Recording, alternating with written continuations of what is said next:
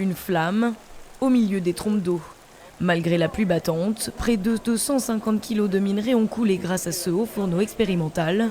Cette fonte de réduction servira à fabriquer des petits canons et une cloche. Pour cet archéologue fondeur, c'est une manière de faire découvrir au public les métiers de la métallurgie. Beaucoup de travail de forgeron, ensuite de transport, de récupération du minerai, c'est quelque chose d'énorme. Donc ce qu'on essaie, c'est de reproduire un petit peu tout ça et de le remettre à la mémoire. Et le meilleur moyen, c'est quand on voit couler, on sait ce que ça fait. Ces techniques de production de fer ont fait de la Dordogne une terre de métallurgie pendant 2 siècles. Le succès de ce bassin industriel a même valu à ces fourneaux de couler les canons de la Marine royale de Rochefort. Ce sont les fonderies qui ont forgé la Dordogne à cette époque-là, oui, tout à fait, et qui lui ont donné un essor industriel assez important.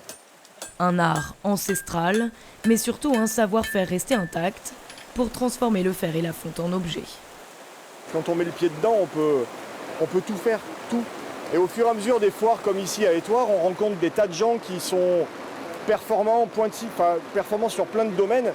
Et du coup, il y a moyen d'échanger énormément de savoir et de connaissances, c'est super intéressant. Certains de ces artisans seront présents à la célèbre fête du couteau de Nontron ce week-end.